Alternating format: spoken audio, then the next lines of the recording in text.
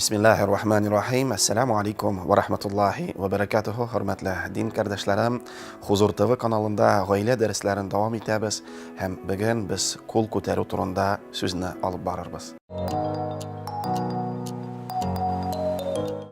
Cemaat, biz ko'p shiroqlarda, hatta mana internet aşa Huzur TV'ga da yozganda da ko'ramiz, xalq bu bizning odat deb ko'ra, ya'ni irod xotinina qo'l ko'tarsa, ul tiyishli din shunarga irata deb qo'y bir kishilar yolg'iz shul fikrni davom etalardi. Hatta qo'y bir xotin qizlarda shuni o'ylab, fikrlab, shunarga sabr etalar. Ey Rasululloh sallallohu alayhi va sallamdan so'rag'ash, ya Rasululloh, xotinimizga qo'l ko'tarishga yoraymi deb so'rag'ash, Rasululloh narsa de yoraydi, lekin qo'lina misvaq olgan, bu hozirga ko'z bilan shu tishlarimizni shista tortirgan shutqalarni qo'lga olib, mana shuni bilangina qiynarga yoraydi. Ya'ni jamaatul muslimin mana shul barmoq shekilli mana shuni bilangina qiynarga yoraydi Rasululloh sallallohu alayhi vasallam. Ya'ni bunda qiynov maqsadi yo'q. Rasululloh onu aytmay, ya'ni bu ishora maqsadi senga degan shekilli shusha ko'rsatuvgina. Chunki shusha 10 santimetrlik shutqa bilan bir-biringizni qiynab qarag'izlar narsa bo'larmikan, og'irtirmi yo'qmi? Yo'q, albatta bu ishoragina. Shunga ko'ra dinimizda qo'l ko'tarib shusha xotinimizni qiynab din onu gunohdi, ham onu ishlarga yaramay, ham Rabbimiz subhanahu va taala har birimizni shusha xato gunohlardan saqlasin edi. Jamoat bizga kelarlar, ham so'rovlar berarlar, agarda erimiz qiynay, masalan, xotin qiz qarshimizda o'tirib jilab, hazrat mana qo'l ko'tara, nishlim aytib da qaradim, anilarim da va'zlab qaradi, ala ketingmikan deb so'rov berarlar.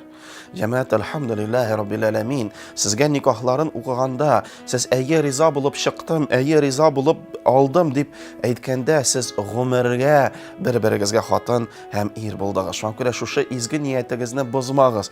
Ham hurmatli erlar, sizga qarab aytam, Alloh saqlasin, salg'an kelishmikan, au ashulanibmikan, au erlarga da shusha so'rovni bergach, hazrat, ul o'zi bit ashuni ketira, mana o'zi bit baylana, ham bir narsa nikohning tilin to'xtatib bo'lmay illa magar qo'l ko'tarsangina.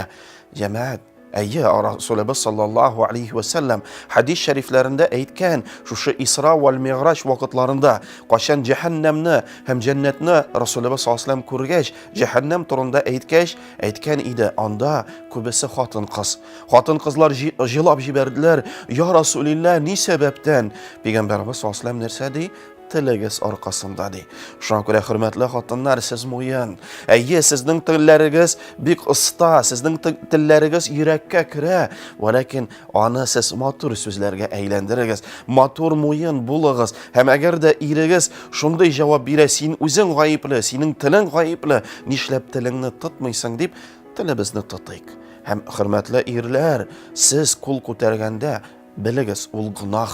Hem onun için siz bu dünyada da, ahiratda da cezanı alacaqsınız. Allah subhanahu wa ta'ala sizge ceza berəcək. Şuna görə şu günahdan yıraqraq bulağız. Əgər onun tili şu xatla ötken bulsa da, şu xatla sizin yürekə bərsə də, siz sabır etəgəz. Çünki Rasulullah sallallahu aleyhi ve sellem vaxtında Peyğəmbərimiz məşiddə otura. Hem yanında Abu Bakr radiyallahu anh otura. Hem bir kişi meşidke kirgen, hem Rasulullah sallallahu aleyhi ve sellemge ellenindi eşeke sözlerin eyte. Rasulullah sallallahu aleyhi ve sellem sabır etip yılmayıp otura, karşı deşmi.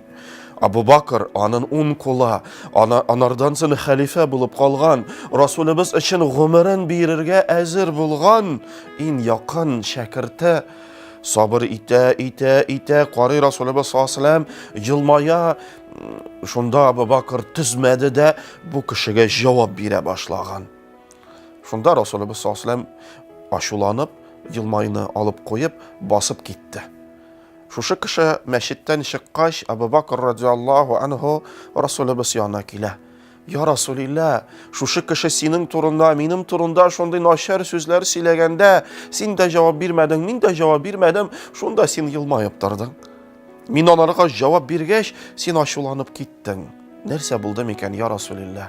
Şunda Resulümüz Muhammed Mustafa sallallahu aleyhi ve sellem nerse sen sabır etkende, senin yanında ferişteler tırgan, hem ferişteler şu kişiye karşı cevapların bile idi, hem sana dua kıla idi.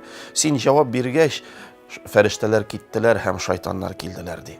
Şuna göre hürmetli irler, hürmetli hatın kızlar, Allah subhanahu ve teala Kur'an-ı kitabında nersede isti'adu billah İnnallâhe ma'as sabirin. Allah Teala sabırlı kişiler bilen birge bulur. Allah Teala sabırlı kişilerge yerdem etişek.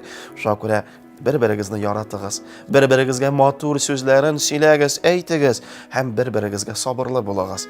Ağır söz eytseler de karşı deşmegiz. Çünkü halkımız eyte, kaya bir söz anda tavuş yok. İkinci şıksa tavuşu şıgadı. Şuna göre xatınınız deşkende, sizge ağır söz eytkende, siz sabır etip yılmayıp durağız. Sizden yanda ferişteler hem alır, sizge, sizden gailege dua kılalar. İrigiz aşulanganda, şuşu eşeke sözler sizge eytkende, siz de deşmişe durağız. Siz de yılmayıp durağız, sabır etigiz. Eyyim aturam, gafu etmaturam, başka şulay etmem deyip cevaplarını birigiz. Sizge de ferişteler dua kılar. Allah subhanahu ve teala her gailege bəxit, bereket birsin. Hem şuşa hanım kelgen, hem sıral bire, Hazret, mine şulay bit kul kutere, sabır ettik de, karşı da deşmedik, matur sözler de eyttik nişlim, ele qazılarga barıp talak sarayım min kendi. Cemaat talak elbette ol, ruhsat etilgan, velakin gaileni yokka şıgaratırgan. Hem siz sabır etmişe talakların sırab, hem eyi kurib, sizni qiynagan iken türlü spravkaların dalil etip de getire alasız. Velakin sizning bolalarınız var. Kızığız, ulığız öse, ondan son ol tulu bulmagan gailede öseyecek. Şuna göre yol tabığız, sabır etigiz, hikmet bilen sileşigiz. Belki eti eniler, belki tuğanlar, yakınlar, belki biz hazretler vağazlab, belki gailede tertip bulur, urnaşır, dua kılığız. Hem elbette şuşu talak sırarga sizning ruhsatigiz var. Velakin ol ruhsat etilgan. Resulümüz sallallahu aleyhi ve sellem eyte talak di ol ruhsat etilgan. Velakin Allah tarafından en yaratmagan eyberlerden sanala. Şul turunda unutmağız. Cemaat hem şuşu eğer de irigiz sizge kul kotere sebeplerin qarık. Ni sebepten nerse buldu? Belki işte ağırlıklar, belki özü tilegen nerselerin buldura almay, hem şuşu işten, şuşu aşu, şığa hem en yakınlarga, yani sizge ilege, öz xatınna, öz ballarına ilege. Şunda bizden halkımız eytabet, irad baş bulsa xatını qazmuyen. Hem şuşu sizden başığız, ol batır, ol patşa, ol sizden gailegizden patşası. Hem ilikten ök enilerimiz, ebilerimiz nersedi? Şuşu batır bulsun işin. Hem ajdahanı uturur işin. Xatın kız şuşu ajdahanı tutarga tiyiş. Beylep koyarga tiyiş. İrinin kuluna kılıçını birirge tiyiş. Hem iri kilip şuşu ajdahanın başın keserge tiyiş. Yani siz muyen. Hem şuna göre işte bulgan anın aşı, anın nersedir erişmegen maksatlar, başka nerseler, siz anın көңілін көтерегіз. Siz xatın bit. Elhamdülillah Allah Teala sizge şuşu selaten birgen. Çünkü til ol kişini көтере alada, til ol kişini ötere alada. Şol tarında unutmayın. Hem irigizge mine şunda yerdemşen bulağız. Hatta özü de sizmiçe, özü de batırga eylensin. Özü şuşu ajdahanı ötersin. Özü batır bulsan. Şuna buldurağız. Hem şunda Allah birse Allah Teala gailegizge bəxittan bireşek.